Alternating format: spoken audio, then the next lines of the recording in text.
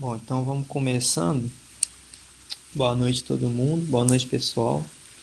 Vamos falar hoje de climatologia, o estudo do clima. Você falou, Lucas, que aí tá abafado, né? Abafado demais. E deixa eu te perguntar, na sua cidade costuma ser abafado? Onde você mora é comum isso? Ou é essa semana, é hoje que foi assim? Você já reparou isso, por acaso? A semana toda tá assim, entendi. Mas é comum que nessa época do ano seja desse jeito? Ou você nunca percebeu? Ou sei lá, ultimamente, nos últimos anos, você tem notado que está mais abafado e antes era mais fresco?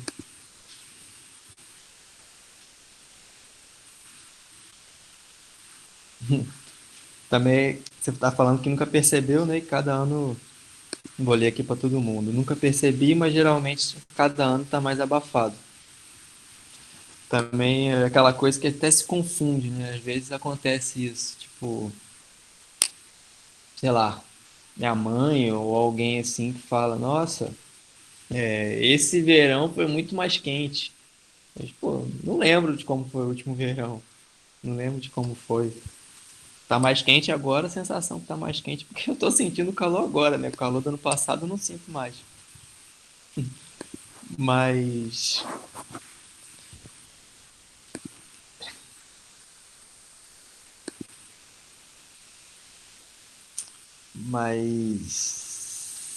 bom, essa questão assim, né, para iniciar, é fazer a diferença entre o tempo e o clima, né? Que, por exemplo, lá em Viçosa, né, que tem sofrido crises hídricas, né? Falta de água nos últimos anos.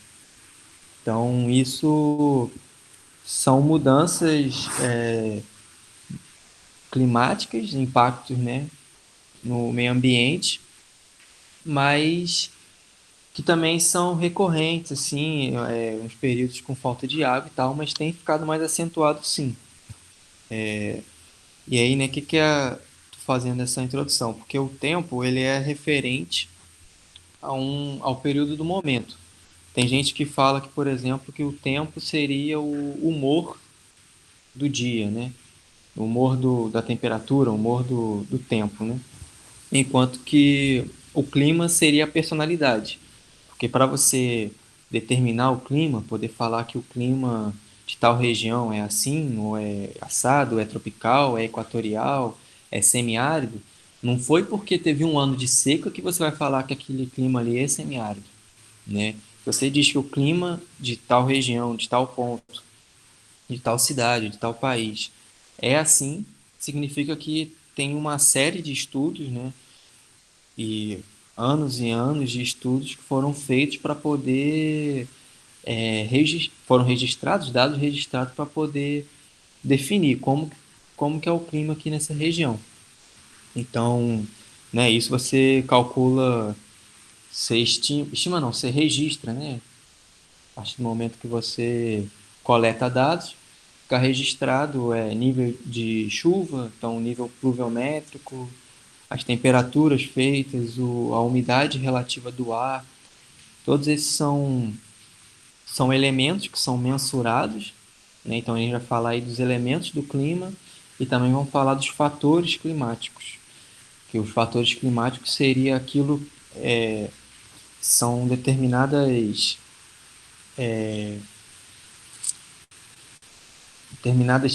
sem a palavra agora para isso, né? Mas que assim que impacta, que influencia nos elementos, ou seja, na temperatura, na umidade, na pressão.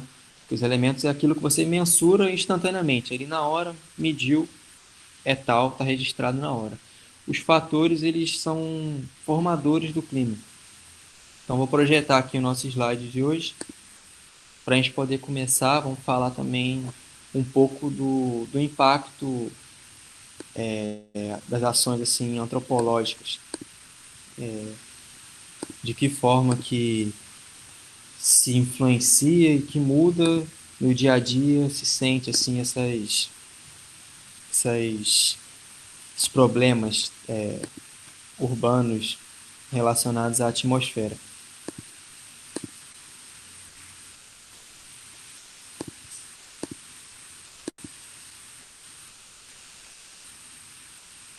Eita, não estou conseguindo projetar aqui.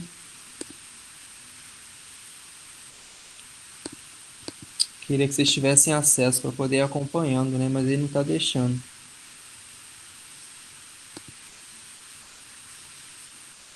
Não sei por quê. Costume de estar projetando, né?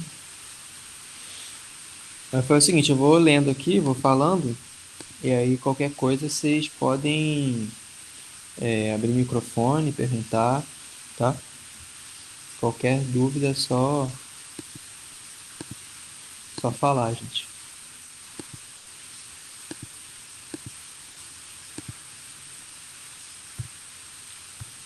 Bom, então, né, como tinha antecipado, né, a partir dessa diferença do que é o clima e do que é o tempo, a gente diferencia duas ciências. A climatologia, que estuda o clima, e a meteorologia, que é aquela que estuda o tempo, é aquele negócio que registra instantaneamente a condição atmosférica daquele momento ali, se está fazendo calor, se está fazendo frio. E, além disso, a meteorologia também está relacionada com a previsão, né? Então, quando você entra num site para poder ver a previsão do tempo, você está vendo não a previsão do clima, mas está vendo a previsão do tempo. É, né, um estudo meteorológico que foi feito para poder se prever como que vai estar o tempo no próximo dia, na próxima semana. Então, assim, o tempo aqui, por exemplo, na minha cidade mudou. Hoje é quinta, né? Tava fazendo calor e tava muito seco, tava muito seco. A semana passada a umidade relativa do ar estava bastante seca, tava dando para sentir a diferença. E aí no domingo o tempo mudou, choveu. Na segunda-feira ficou nublado. Terça e quarta já abriu um pouco, mas o tempo estava instável, né? Não o clima, o tempo estava instável. E hoje virou completamente, está chovendo desde o início do dia. E também esfriou bastante. A previsão do tempo é que chova até o final de semana. Agora, se eu for falar do clima aqui da minha cidade, né? Vou falar que é um clima tropical é, litorâneo, ou tropical úmido também. Que a gente vai ver esses tipos de clima que existe no Brasil, né? Como que está dividido isso, como que está disperso no nosso território. Então, para você poder definir um clima, você faz uma base de estudo durante 30 anos aí, para poder criar essa sistematização. Aí, por exemplo, trago dois exemplos, mais uma vez, para diferenciar, né? Que a gente pode falar. Em Minas, o clima é definido como tropical de altitude. Isso significa que, além da altitude exercer influência no clima, massas de ar tropicais e polares são fatores determinantes para o clima da região das Minas. Então, a partir dessa frase, a gente já viu o quê? Que a altitude ela influencia, ou seja, ela é um fator climático, assim como também a massa de ar tropical. Então, a gente já sabe que massas de ar são fatores climáticos que vão determinar, né, vão influenciar e formar um tipo de clima específico, né, que não outro. A gente vai ver que tem várias massas de ar aí que agem, né, no Brasil, em diferentes regiões, de acordo com a origem dela, elas têm características diferentes e dessa forma ela influencia, forma climas diferentes. Em outro exemplo, para poder falar do tempo, eu posso falar que o tempo em Viçosa é doido, que no mesmo dia faz chuva, sol, calor e frio. Não sei quem conhece Viçosa, quem já foi, mas é costume a gente falar que lá se faz as 4 estações do ano no mesmo dia. É engraçado que às vezes você vê pelas pessoas na rua como tem no mesmo dia, mesma hora ali, tem gente que tá com casaco, mas tem outro que tá de regata, tem outro que tá de chinelo, tem outro que tá de calça. E tá, beleza, né? Cada um tá fazendo uma coisa, cada um tem um compromisso, né? Tem também um papel social, mas é engraçado isso, que não é só também a roupa, aquilo que você está trajando que define você, mas tipo, a linha Viçosa tá muito, eu acho, né, minha percepção, isso é achismo meu, observações minhas, mas que eu vejo assim, tipo, pô, a pessoa, às vezes eu saio mais cedo de casa e eu tô com uma roupa de frio, o cara que saiu mais tarde tá tipo com a roupa de calor, porque durante as horas de sol assim, Viçosa costuma fazer bastante calor, mas de manhã é frio, de tarde é frio, final de tarde. Então é isso. Então a diferença do tempo e o clima. Deu pra pegar, gente? Foi? Eu segui então. Então, nos fatores climáticos, né, que seriam os aspectos que determinam o clima e exerce influência sobre os elementos climáticos, a gente vai falar primeiro da questão da continentalidade e da maritimidade. Esses dois conceitos são relacionados, como o nome diz, é a posição, né, no território, se é no interior ou se está na beira, né, se é litoral, se tem uma relação próxima, íntima com o oceano e com o mar. E esses dois fatores, a continentalidade e a maritimidade, vai exercer influência sobre a temperatura do local e sobre a umidade do ar, né? Então, por que isso? O seguinte, né? O solo, vocês veem isso em física, aquela questão, aquele conceito do calor específico, né? Quando vocês vão calcular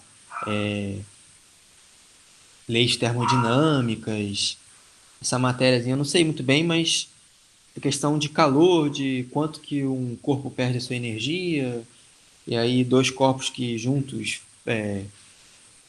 né, trocam calor, e aí nisso um esfria, entra em equilíbrio, né, depois de um tempo em contato. Então, todos eles têm um calor específico, né? Cada corpo tem um calor específico. E aí isso vai determinar a capacidade, a facilidade ou a dificuldade em perder calor, em trocar energia. Então, o que a gente sabe? A gente sabe que o solo, né, muda de temperatura com mais facilidade, ou seja, em menos tempo, ele, ele vai se esquentar ou vai se esfriar quando comparado com a água, né? Então, as áreas continentais que estão no interior e que têm a continentalidade, esse fator influenciando sobre os elementos da temperatura e da umidade, vão ser decisivos para poder deixar aquele ambiente ali mais seco e mais quente, porque o solo mais rapidamente ele vai estar adquirindo a temperatura que foi e a energia, não a temperatura, a energia que foi irradiada. Enquanto que o que faz também com que o interior tenha uma amplitude térmica maior. Então, nos desertos, por exemplo, a gente pode falar que né, durante o dia faz calor, temperaturas muito elevadas, mas à noite, como não tem vegetação também, a gente vai ver como que a vegetação influencia, mas por estar, né, por ser, por estar mais para o interior, ou seja, continentalidade, perde muito calor, né, então esfria rápido. E aí o que acontece é que as faixas litorâneas, que estão sob a ação do fator da maritimidade, né, vão possuir amplitudes térmicas menores, beleza? E também vão ter mais umidade, por conta da influência do oceano ali, né, que bastante umidade que é evaporada, então chove mais também no interior, né, quando comparado com o interior. Um outro fator climático são as massas de ar, como tinha falado, que são grandes porções de ar, né, que vão ter a temperatura e a umidade de onde que elas vieram, né? Então, se você tem uma massa de ar oceânica, ela geralmente é úmida. A massa de ar continental geralmente é seca.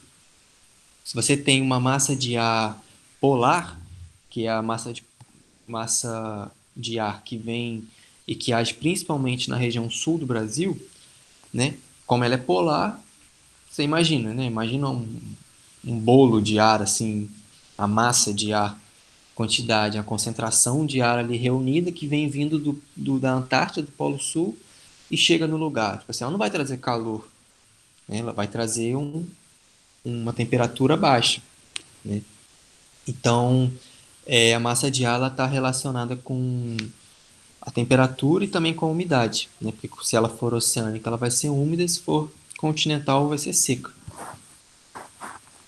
Também tem, no caso, aqui sobre influência no território brasileiro, massas de ar equatoriais, que são formadas ali próximo à linha do Equador, e que vão ter, portanto, calor, né? Porque a linha do Equador, a gente vai ver aqui agora. Eu queria que vocês estivessem vendo aqui a imagem, gente, mas vou passar. Deixa eu ver se eu consigo projetar de novo. Tentar de novo, né? Não foi. Mas vou passar para vocês, vou compartilhar com vocês. Mas aqui tem um mapa que tem as massas de ar, onde que elas agem, de que forma que elas influenciam e de onde que elas vêm. Então, por exemplo, no Brasil geralmente são 4 no verão que influenciam, 4 massas de ar que formam o clima, e 5 durante o inverno, porque durante o inverno tem a influência da polar atlântica. De resto, tem a tropical continental, né, que geralmente vai ser úmida e quente, que influencia principalmente a região sudeste, nordeste e centro-oeste, tá? A tropical,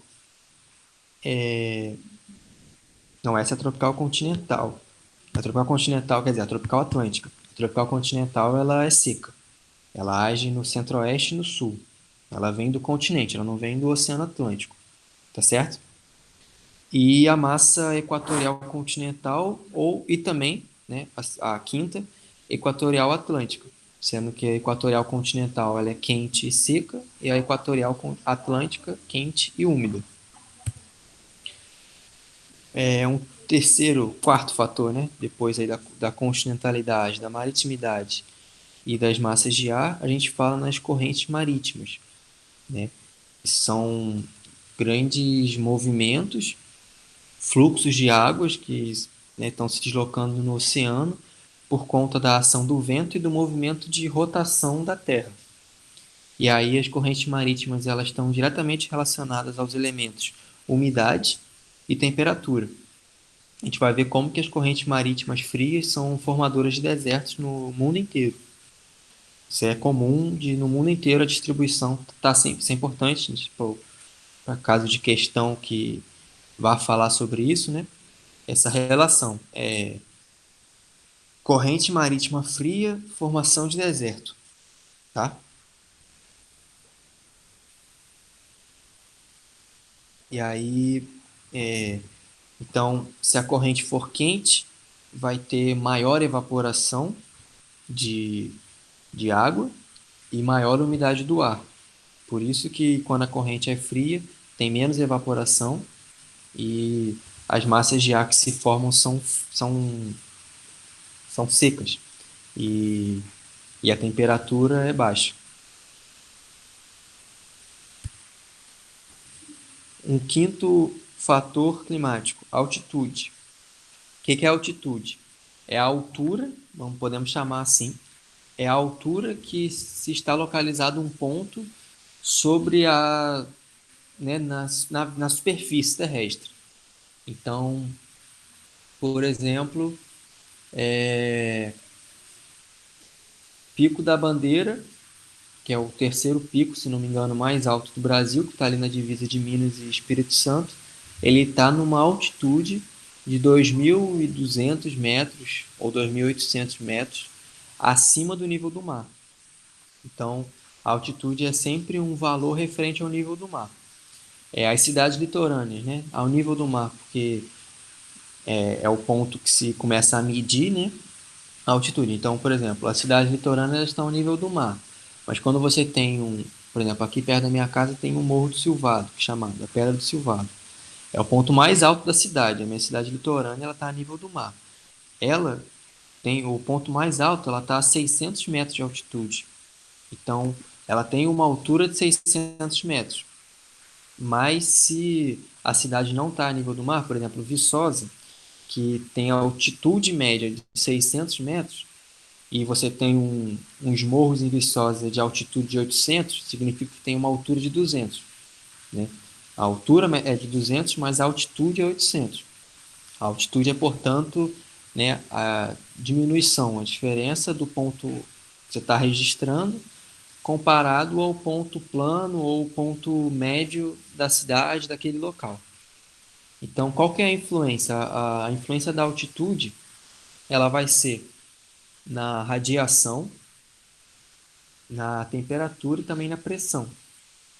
Então, quanto mais alta a altitude, menor a pressão.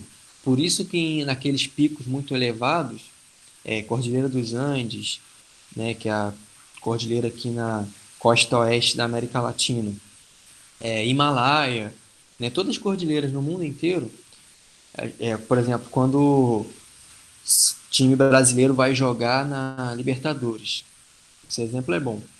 Ele vai jogar na Libertadores e aí os jogadores sentem né, aquele ar pesado, aquele ar comprimido.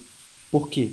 Ali a pressão é maior e já que está acima, na altitude elevada, então a pressão é menor, quer dizer, e por conta da temperatura baixa. Tem essa relação direta.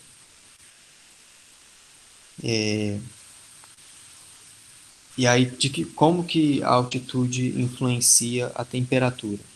Ela influencia por conta de quando o sol bate no solo, né? De novo, o solo ele retém calor e é difícil, com dificuldade que ele vai soltar esse calor por conta do calor específico dele, né? Ele retém bastante e segura calor. Então, quando está numa altitude elevada, até se chegar àquela altura, né, foi se perdendo muito calor. Então, as temperaturas em altitudes elevadas são mais amenas, são mais baixas. Aí, aqui no slide está um exemplo da cidade de Santos, que está a 2 metros de altitude, registrando temperatura de 22 graus. Em São Paulo, que está a 800 metros de altitude, a temperatura está registrando 20 graus, ou seja, diminuiu 2 graus. E em Campos do Jordão, que está numa altitude de 1.740 metros acima do nível do mar, a temperatura já caiu para 11 graus. Vocês podem ver também Ouro Preto, né, que está mais acima, é mais frio. Vários exemplos possíveis. Aqui eu trouxe um outro exemplo também, que é um estudo, é um gráficozinho chamado Transeto, que mostra como que, né, tem um perfil topológico. O que é o perfil topológico? É o contorno, né, o perfil das montanhas da cadeia topológica entre os municípios de Ponte Nova e Ubá. E aí Ubá, por exemplo, que está mais abaixo, é uma planície, aí você tem a escarpa de São Geraldo aqui. E você tem a escarpa de São Geraldo que vai dar acesso a Viçosa. Viçosa está acima, você tem Ubá mais embaixo. E aí aqui no gráfico está relacionando como que as temperaturas em Ubá são muito maiores, mais elevadas do que Viçosa durante o dia, durante o período do dia. E aí nesse perfil a altitude volta a cair e a temperatura volta a subir para o lado de Ponte Nova, tá? Tá dando para acompanhar, gente?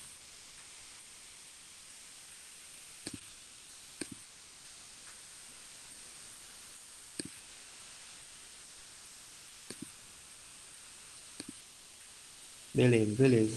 Vou continuar então, tá, gente? Mas pode perguntar, fica à vontade. Se tiver dúvida, pergunta. Se não ficou fácil de compreender, de visualizar, de imaginar aí que é esse perfil topológico, tá show. Então vou continuar. Agora a gente vai falar do próximo, né? O seguinte fator climático que a gente considera é a latitude. O que é a latitude? A latitude, ela é a distância, não vão confundir com altitude. A latitude é é a medição em grau que mede a distância em relação à linha do Equador, né? O que é a linha do Equador? É aquela linha que divide a Terra, né, o globo, em hemisfério norte e hemisfério sul. Tem uma linha do Equador que passa bem no meio. Ali é a latitude zero, né? E à medida que você vai chegando mais para os polos, polo norte e polo sul, esse número vai aumentando. Então, quando lá bem no topo seria 90 norte de latitude, no sul 90 sul, né? Sendo no centro 0 grau de latitude. E aí qual que é como que isso impacta, né? Influencia e vai mudar o clima? Vai ser bem relacionado com a radiação solar, com a quantidade de raios solares e a direção que os raios solares incidem sobre a Terra. Porque na linha do Equador a incisão solar é direta, então é mais calor. Enquanto que a angulação dos raios solares, quanto mais distante, menos direto é a luz. É só vocês pensarem, por exemplo, se vocês pegam a lanterna do celular, aponta para a parede. Vocês podem fazer isso em casa. Vocês apontam para a parede, na hora que você puser o celular reto, vai ter um foco de luz ali mais intenso, que vai estar gerando mais calor, né? E se você faz assim, inclina ele, apontando para, né, em outra direção, esse foco se dispersa. E a luz fica mais fraca, mas também ilumina mais partes, né? Beleza? E aí isso acaba por fazer uma divisão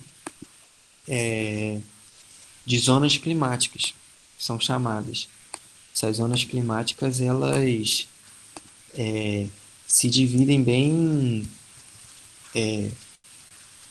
assim, você tem a zona climática equatorial no centro, você tem a zona temperada, mais que é uma faixa mais acima e mais abaixo, temperada norte, temperada sul, e a zona polar, no norte e no sul, que vão ter climas semelhantes, né, no mundo inteiro. É meio que um padrão, apesar de que cada um tem ali a sua especificidade, né?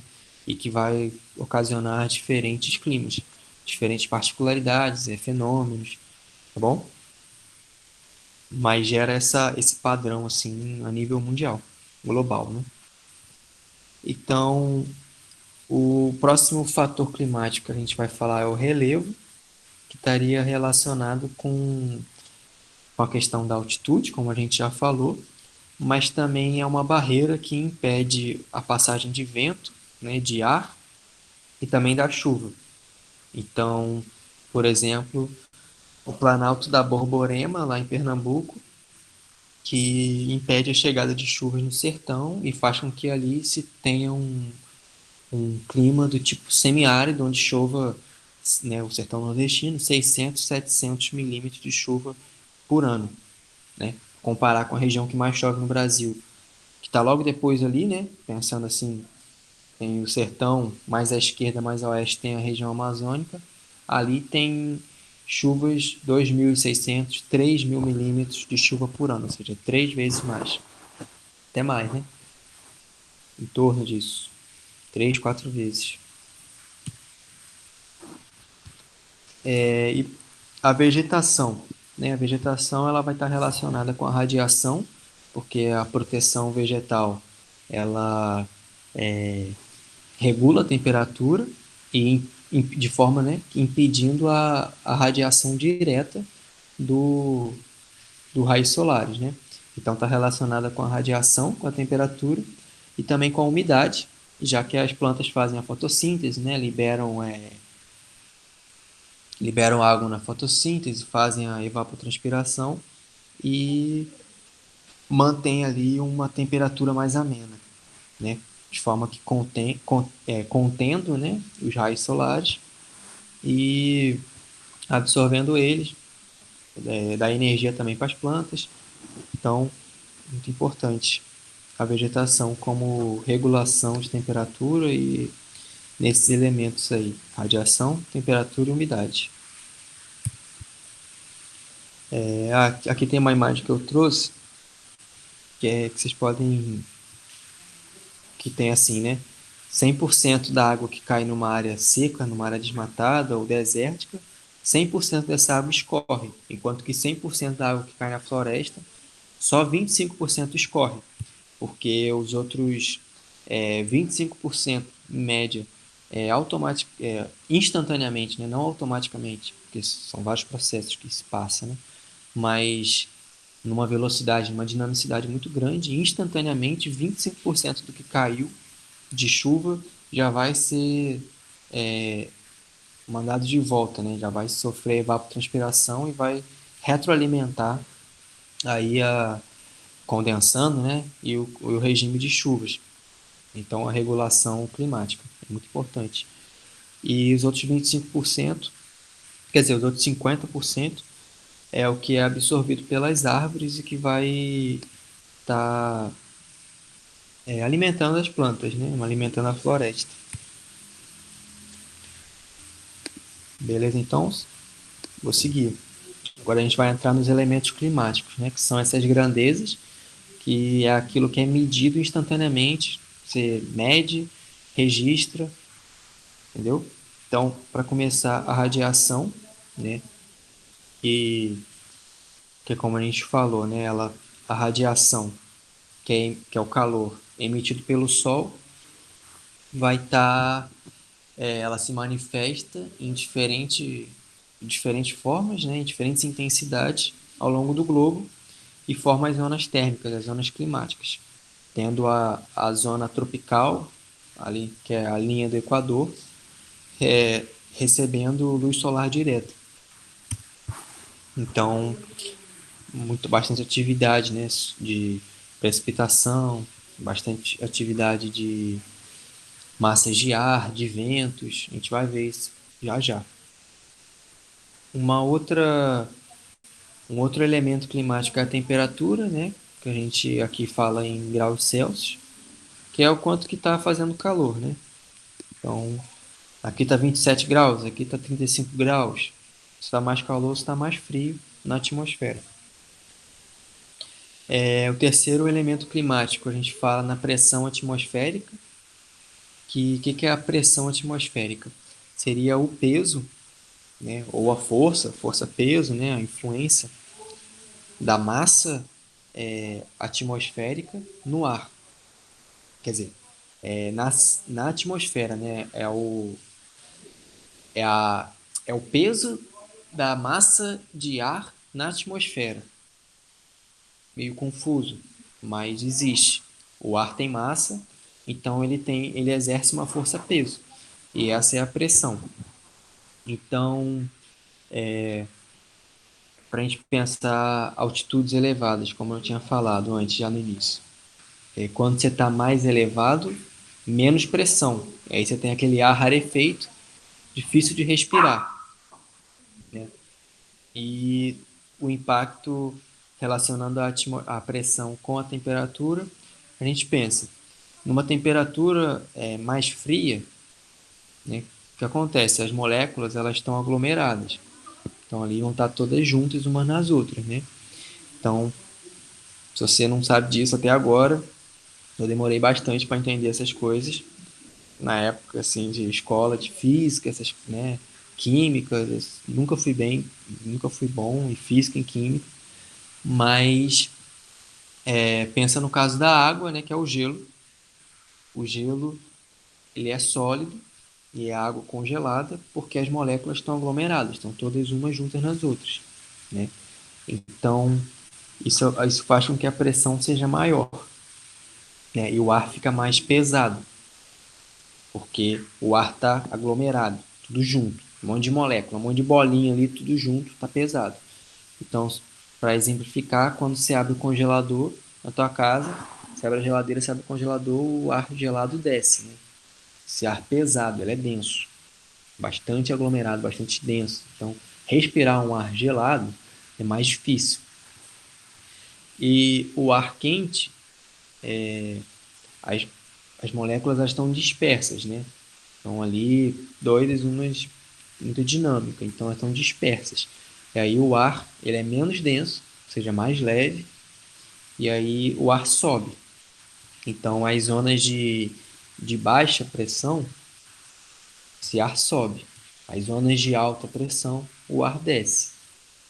Beleza? Então, congelador. Você abriu o congelador, o ar desceu porque o ar frio é denso. Você soltou um balão, o ar sobe porque o ar é quente.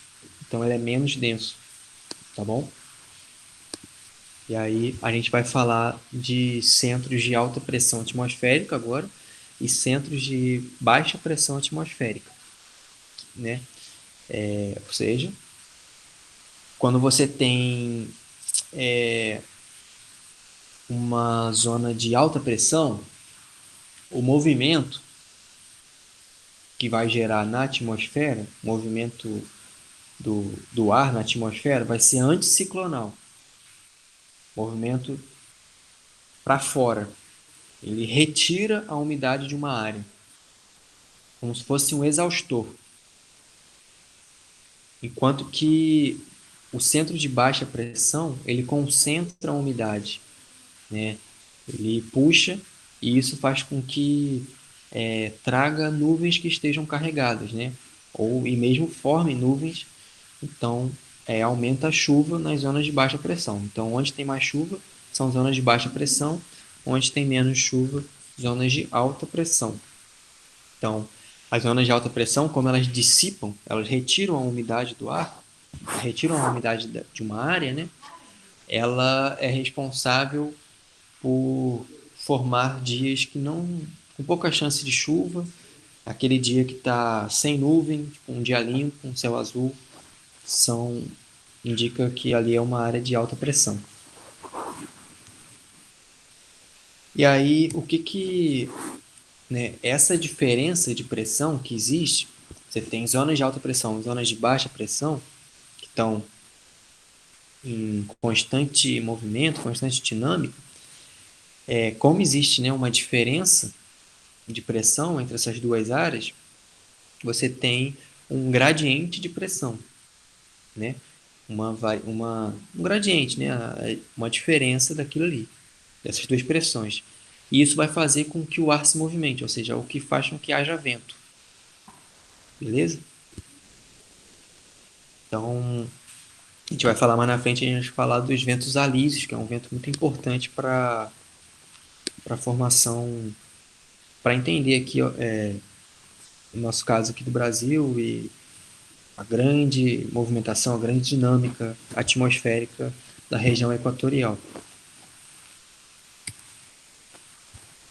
E por último, a umidade, que é um quarto elemento climático, e se refere ao quanto que tem de água no estado gasoso na atmosfera, né? Então, você está falando de uma umidade seca, como eu falei do sertão, tem pouco vapor de água no ar, na atmosfera, e se você está falando de um ambiente úmido, você está falando de um ambiente com bastante umidade, com bastante vapor de água na atmosfera. É o caso da floresta, né? É o caso da floresta amazônica, dos climas equatoriais, que aí existe bastante chuva, é muito dinâmico essa movimentação de formar chuva, precipitar, voltar a cair, e aí faz a evapotranspiração, já chove logo depois numa área um pouco mais para lá, né, que o vento levou a chuva. A gente vai falar isso quando a gente vai ver. Eu vou passar para vocês um vídeo que é os rios voadores. Né? Vocês sabem o que é rios voadores? Alguém sabe? Já ouviram falar nesse fenômeno que acontece aqui no Brasil, que existe? Não, vocês nunca ouviram falar? Eita! Os rios voadores, gente, é,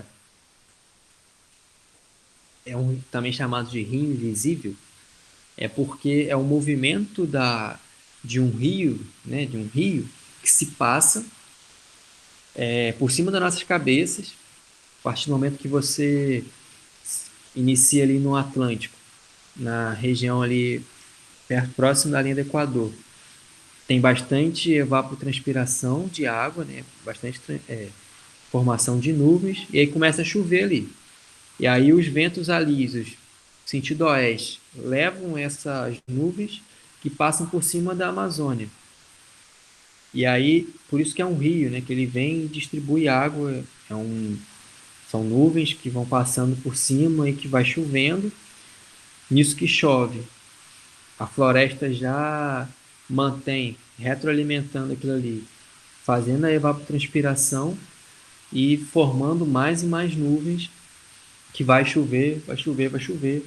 E aí, quando chega no final da floresta amazônica, no final do bioma ali da Amazônia, se depara com a Cordilheira dos Andes, e aí tem essa barreira natural. Então, esse rio, né, invisível, ele escoa para cá, para o centro-oeste e para o centro-sul, sudeste e a região sul, e chove. Então, esse acontecimento acontece algumas vezes por ano e faz com que chova bastante nessas regiões, chova mais, entendeu? Entenderam como é que é?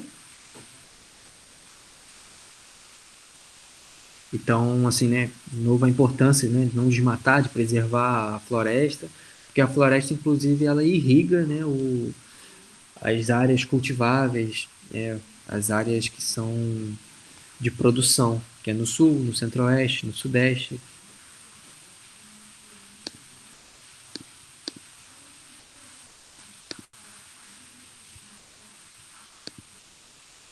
Então, agora falar dos tipos de climas que existem no Brasil, a gente fala em 6 tipos de clima, tá? É o clima equatorial, ali na região norte, Pará, uma parte também do Maranhão, Amazônia, Acre, Rondônia, que é caracterizado, né, por altas temperaturas, grande quantidade de chuva também, isso durante o ano inteiro, então não tem muita variação. Lá não existe inverno, isso aí é mito, é balela para eles. Nunca não conhecem, nunca viram inverno lá.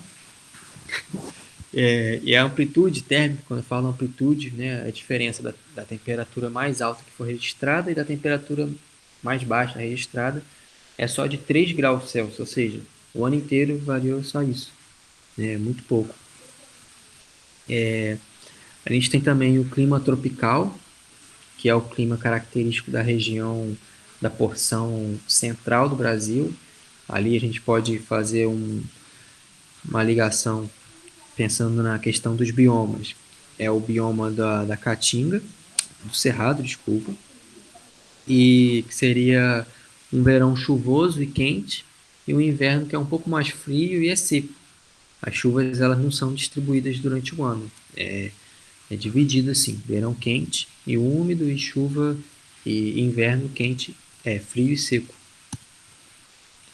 O terceiro clima que a gente fala aqui do Brasil é o tropical de altitude, que aí estaria nos lugares mais elevados da altitude, principalmente no relevo Paraná, Minas, São Paulo, Espírito Santo e no Rio também, umas serras, né, alguns pontos que são mais elevados.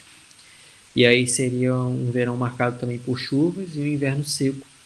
A diferença para o tropical, que não é de altitude, é que tem uma variação de temperatura maior, uma amplitude térmica maior, e as temperaturas também são mais amenas, né? A, nos, Ali para o cerrado, o tropical, as temperaturas são mais elevadas, até mesmo porque por conta da questão da continentalidade, né, que tem a influência, fator. E aí, nesse sentido, tem ainda um outro tropical, que é chamado tropical atlântico ou tropical úmido, que seria da porção litorânea.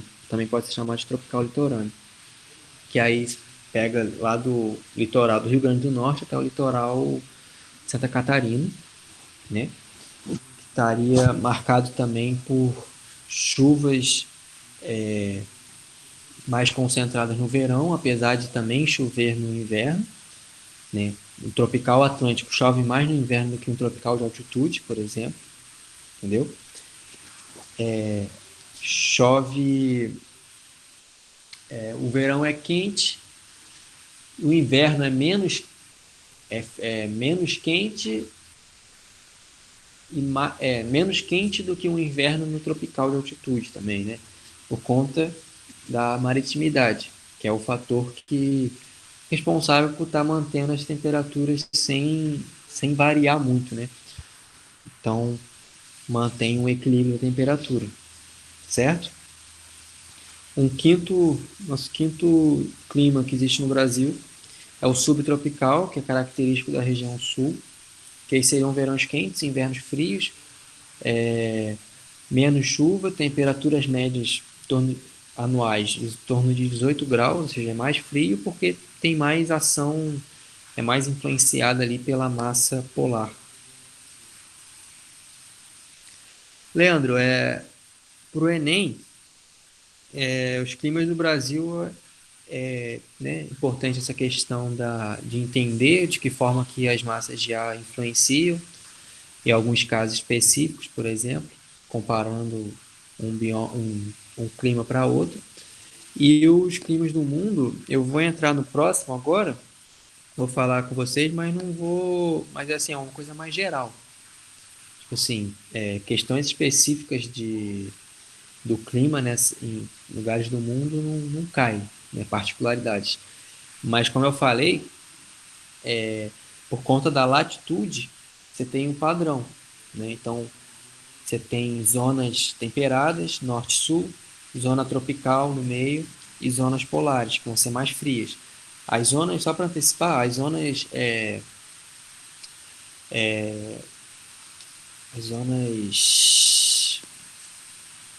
como é que é? Falei agora? As zonas temperadas, né? As zonas temperadas, ela é aquela que é famosa por ter as quatro estações bem definidas durante o ano. Tipo, aqui no Brasil a gente não tem isso de nevar, enquanto que lá neva. Não tem isso de cair folha, né? Cai folha no outono, como a gente vê em filme aí dos Estados Unidos. E pensando no clima global, eu trouxe, por exemplo, o caso também das monções para falar com vocês, que é um fenômeno que acontece que é um período de muita chuva lá na Ásia e um período seguinte de muita seca. Vou explicar para vocês porque acontece isso. E também vamos falar de deserto, né, que a nível global também tem um padrão que é característico a formação de desertos, os porquês, né? Por que se forma deserto, por quê? E aí quando a gente vê o mapa, a gente vê que eles estão ali também ocupando a mesma faixa na linha latitudinal, estão sendo influenciados por correntes frias, entendeu? Mas assim, importante ter uma noção a nível geral, mas acho que não precisa ficar apegado a cada detalhe, entendeu? Cada país, que eu acho que até a tendência mesmo do Enem tem sido mais de cair assim a questão climática muito relacionada com fatores sociais e urbanos. Então, que a gente vai falar na aula de hoje também. Mas tem que ter a noção, né? Tem que ter a noção do que se passa. Show?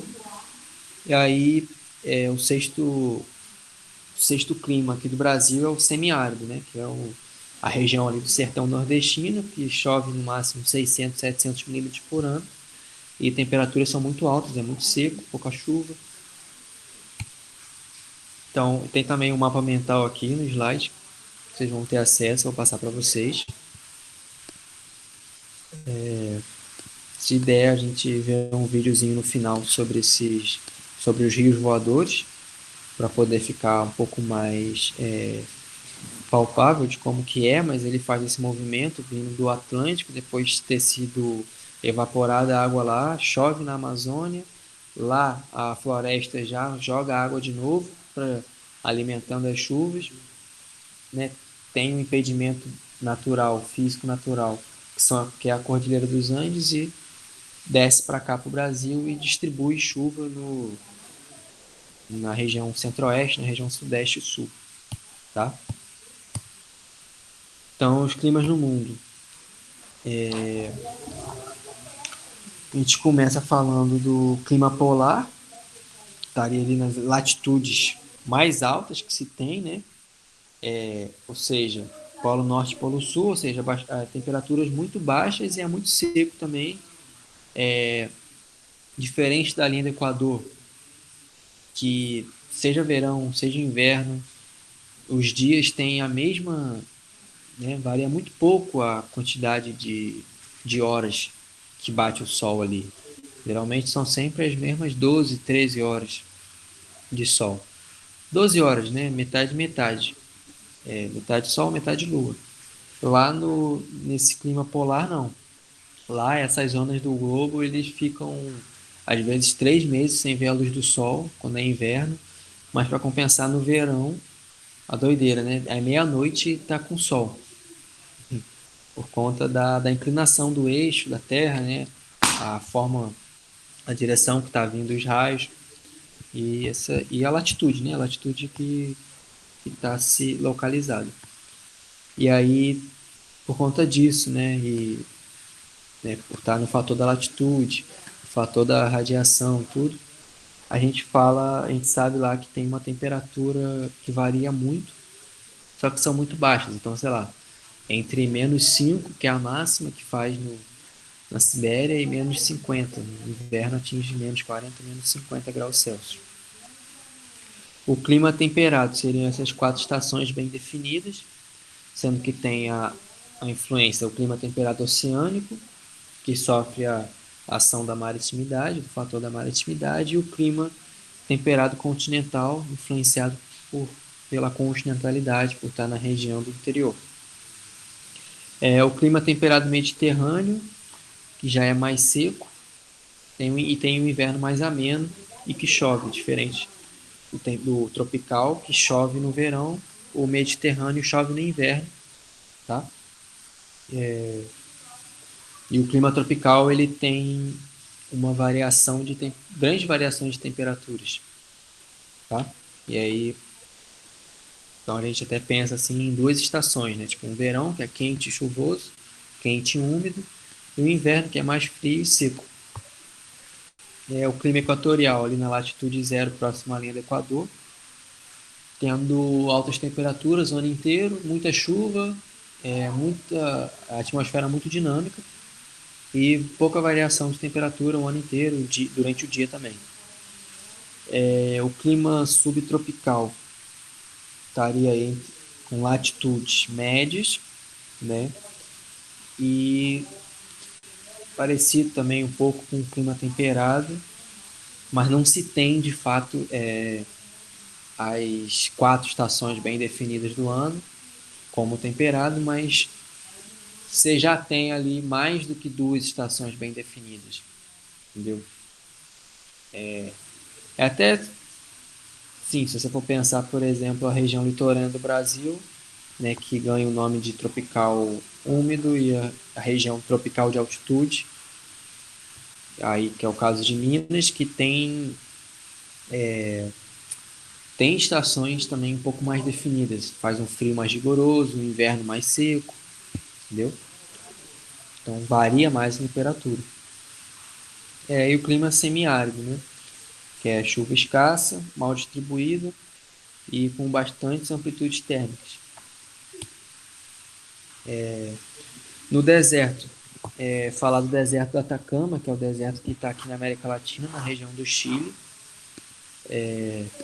Ele é interessante estar mencionando também para vocês, porque ele é o né, além de estar aqui assim no Brasil, na região latina,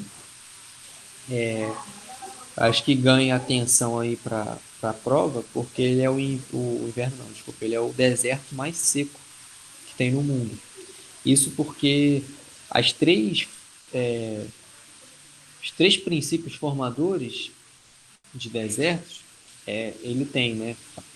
Ele tem as 3 coisas que contribuem para se formar um deserto, que é ser beirado por uma corrente fria, no caso é a corrente do Pacífico Leste, ou seja, do Oeste Latino, né? que é uma corrente fria chamada corrente de Humboldt. Tem também chuva, umidade, que é bloqueada pela Cordilheira dos Andes, que, né, seria então o segundo requisito para se formar deserto, é um bloqueio físico e natural, que no caso aqui do Atacama são as Cordilheiras dos Andes, é a Cordilheira dos Andes, e também por estar localizado num ponto de dispersão de massa, né? Que relacionado com essa linha da latitude, a gente vai ter zonas também de alta pressão, no caso das que ocupam os trópicos, né? E, ou seja, o trópico de Capricórnio e o trópico de Câncer, e na linha do Equador uma zona de baixa pressão, certo? Vamos falar disso agora. Então, o que acontece?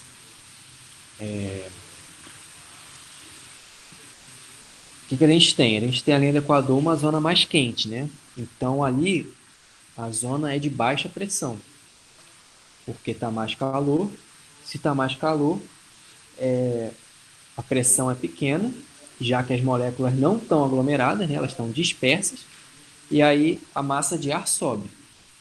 Nisso que a massa de ar sobe, os ventos alísios, que é o vento que faz essa conexão, esse diálogo que existe entre a porção equatorial e a porção dos trópicos, os ventos alísios empurram a massa de ar de alta pressão que está ali no trópico para poder ocupar esse espaço que foi deixado.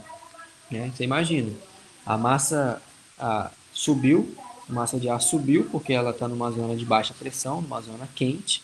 Então, como o balão, ela sobe e ali não vai ficar um vazio, né? Não vai ficar sem ar ali. Então, os ventos alísios, isso é importante também, pode possível questão de provas, questão dessa movimentação e os ventos alísios. Os ventos alísios empurram os ventos, né? Leva ar, leva vento para lá para poder substituir. Então nisso fica aí esse aqui que estava de baixa pressão, tem o vento que faz esse também pode chamar de contraliso, mas é que ele faz essa movimentação cíclica. Ele vai para lá para a região da linha dos trópicos, né? Isso acontece tanto sul quanto norte, de novo. Então, quando ele vai ali para a região sul, ele resfria, porque é mais frio, né? É menos quente. O Equador é quente, tem menos radiação solar. Então, ali ele vai aumentar a pressão, vai ser resfriado. Nisso que ele é resfriado, ele desce. E aí, nisso que ele desce, um outro lá no Equador, que veio da zona de alta pressão, esquentou, estando ocupando ali o Equador, ele esquentou, subiu, vai para lá e fica assim nessa esse dinamismo muito grande. Por isso também quando que, né, por exemplo, também matriz energética que pode vir na prova, um textinho falando sobre o projeto do governo, inclusive, que implementou, sei lá quantas pá de energia eólica no, né, para poder investir em energia eólica. Tem todo esse textinho, uma reportagem, alguma coisa do tipo. E aí vai se perguntar onde seria aplicado, onde seria o melhor lugar para se colocar essas paletas de geração de energia eólica. E aí a gente já sabe que é o que? Na região ali do Nordeste, né? Que tem a influência da brisa do mar, e tem esses ventos alísios, que é muito dinâmico, bastante, um dinamismo atmosférico muito grande, tá? Sempre ativo. Entenderam, gente? Deu para acompanhar? Estamos chegando no fim. Valeu, gente. Que bom que tá dando para seguir. Aí outro fenômeno que é possível de estar caindo no Enem, que é um fenômeno que não se sabe muito, a ciência nunca não conseguiu explicar ainda por quê, mas tem registro dele, é uma coisa que acontece periodicamente, é o chamado El Niño. Existe também Laninha. O El Niño seria o aquecimento anormal das águas do Pacífico. Esse aquecimento ele afeta o clima local e o clima global, tá? Então, por exemplo, no Brasil, o que acontece é que causa enchente na região do sul e seca na Amazônia, né? Assim, não é seca de ficar deserto, mas chove menos do que a média anual lá. Isso por conta do quê? Do aquecimento das águas do Pacífico. Então, assim, para poder ficar mais fácil de ilustrar, de entender, tem um vídeo que eu achei no YouTube que vale a pena, eu vou passar para vocês. A gente pode até colocar também para ver daqui a pouquinho. Ah, não, mas vocês não estão vendo a tela, né? Bom, mas eu vou mandar para vocês, a gente vê no final da aula aí, discute também, é uma possibilidade. De qualquer forma, eu vou mandar para vocês, e aí vai estar explicado mais direitinho, né? Como que acontece, de que forma que acontece, o dinamismo atmosférico, isso tudo é ilustrado de forma que fique mais fácil. Mas é por aí, né? Essa questão do aquecimento da água do Pacífico, né? E que influencia no clima no mundo inteiro. E aí, além dele, tem também Laninha, que é ao contrário, que é quando se tem um esfriamento anormal das águas do Pacífico. E aí isso vai causar mais chuva lá na porção oeste do Oceano Pacífico, então ali naquelas ilhas ali as ilhas do Índico, né? Então entre o Índico e o Pacífico, a Tailândia, mais chuva não, causa mais seca, tá, gente? Então, esses dois fenômenos que acontecem, é normal, acontecem periodicamente, mas não se tem ainda até hoje entendimento por que acontece, impacta, mas acontece, impacta o mundo inteiro, o clima do mundo inteiro. E aqui no Brasil também. Não podia ser diferente. Mais um outro fenômeno interessante de estar explicando, diretamente relacionado a essa questão das massas de ar e da pressão do ar, a pressão atmosférica, a dinâmica dos ventos, são as monções que acontecem na Índia, ali no Sudeste Asiático. Não só a Índia, mas também Vietnã, Camboja, Laos, toda essa porção da península ali indiana sofre impacto e os países do Sudeste Asiático, tá? Então, em parte da China também. E o que acontece nas monções? Né? Você tem as monções de inverno e as monções de verão. As monções de verão é quando se, né, de novo, relembrar aquela questão que a gente falou no início da aula, quando a gente falou dos fatores climáticos e a influência nos elementos climáticos. Pensando no verão, a Índia atinge altas temperaturas, essa região, a parte territorial, né, a parte continental. No verão, está mais quente do que o inverno, não, desculpa, do que o oceano. O continente, durante o verão, está mais quente do que o oceano, por conta do calor específico, né? Por causa da maior dificuldade também em perder calor, em mudar de temperatura. Aquilo ali, a terra, o solo, retém mais calor. E aí isso vai fazer o quê? Vai fazer com que o mesmo dinamismo da troca, né, de alta pressão e de baixa pressão que acontece no que a gente viu aqui nos ventos alísios, na linha do Equador com os trópicos, acontece lá, fazendo com que a zona de baixa pressão na porção do continente se eleve, né, por causa do calor, baixa pressão, ela sobe, é levado pelo vento para o oceano, porque ele é impedido pela cordilheira do Himalaia, tá? Não vai mais para dentro ainda do continente da Ásia, aí para a China, Mongólia, toda essa parte, inclusive tem um deserto ali, o deserto de Gobi, por conta de não chegar, né, um deserto na China, e não chega chuva lá, chega muito pouco. Mas aí, voltando, tá ali calor no continente, subiu, baixa pressão, então vai ser deslocado para lá. E no oceano, as massas de ar que estão ali, elas estão um pouco mais frias, né, menos quentes, e vão substituir esse ar que foi deslocado. E aí, nisso, transporta a chuva que foi precipitada, que foi evaporada do oceano.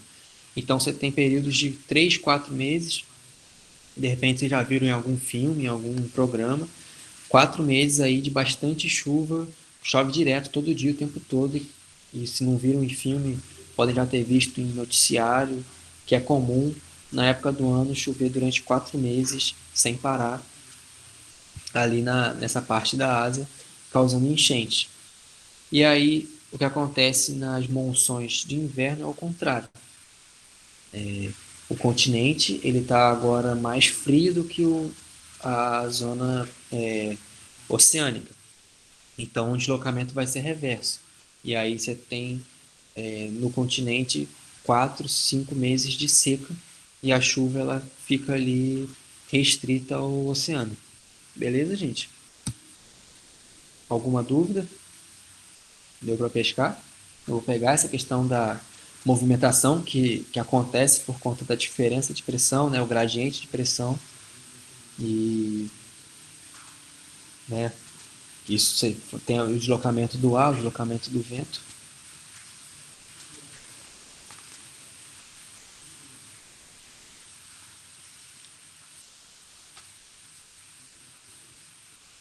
Existe alguma teoria não comprovada sobre as águas do Pacífico esquentarem?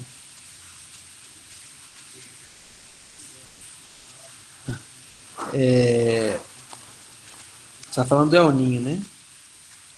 Então,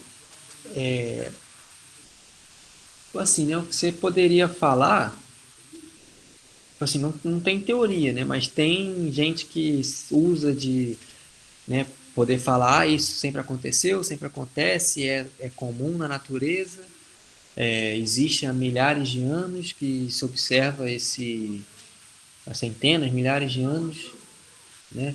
Se tem esse fenômeno do El Niño e de Laninha, então o aquecimento global não existe. Mas, tipo, se tem sim observado mudanças, né, climáticas, mesmo com a ocorrência desse fenômeno, né? Tem visto aquecimento de temperatura na Terra.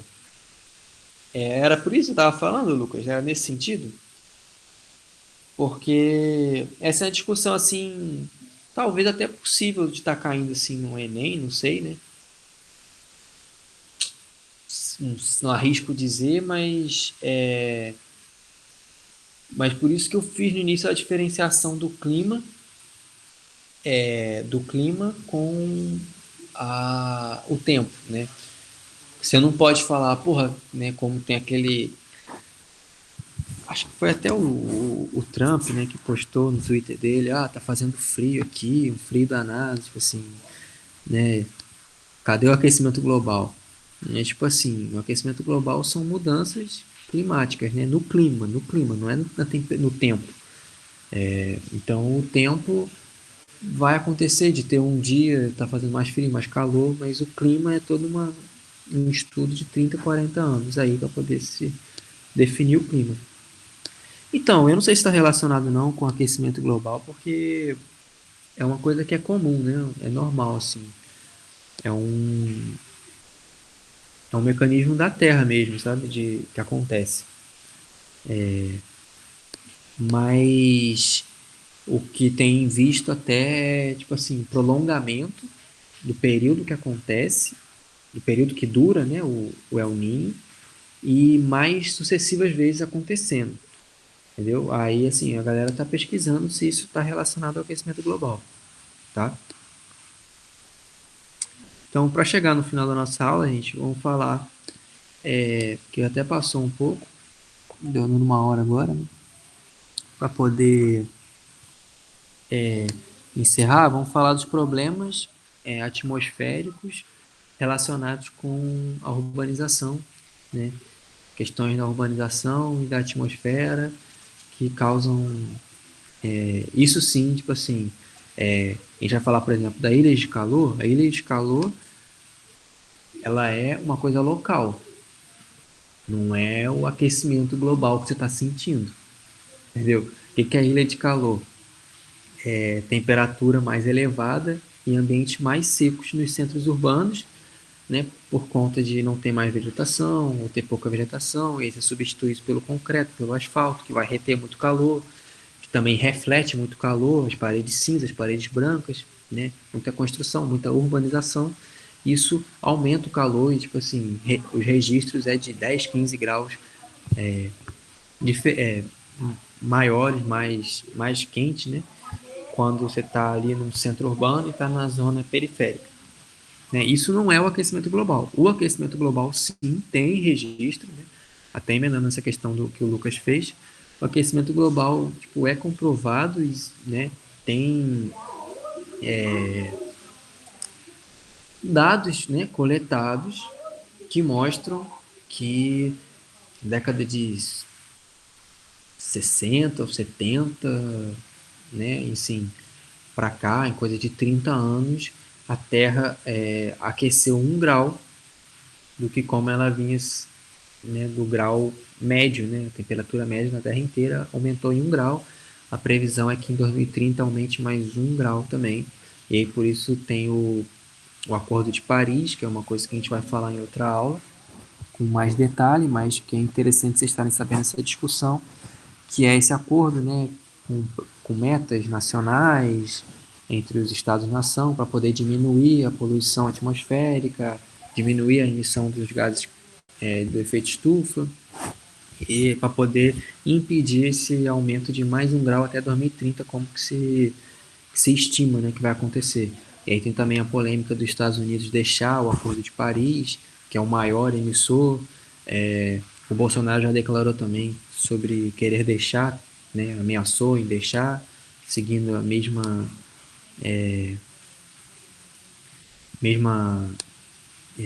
mesmo pensamento, né, a mesma ação do Trump, tá?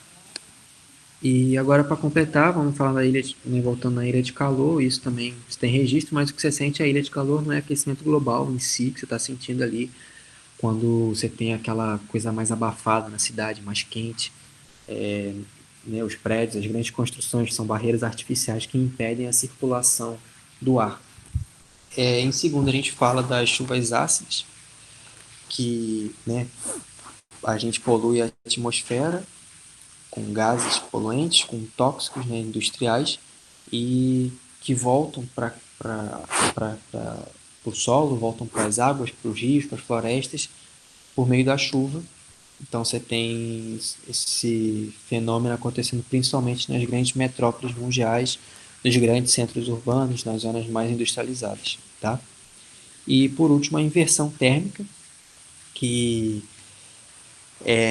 que geralmente ela acontece, né, durante a manhã ou no inverno, dias mais frios, e aí você tem a sensação de que o ar está pesado por não ter essa dispersão que seria comum de acontecer, essa troca, né, de um que é mais denso, o frio desce, o ar quente sobe, e aí estaria levando o ar, inclusive poluído, né, muito poluído na cidade, se dissipa. Só que quando tem essa inversão térmica, a poluição ela fica acumulada por conta de uma camada de ar quente que se cria entre a, duas camadas frias, né? Então, embaixo você retém, você mantém ali aquele ar denso frio do inverno, da manhã, e aí uma camada de ar quente que impede essa troca,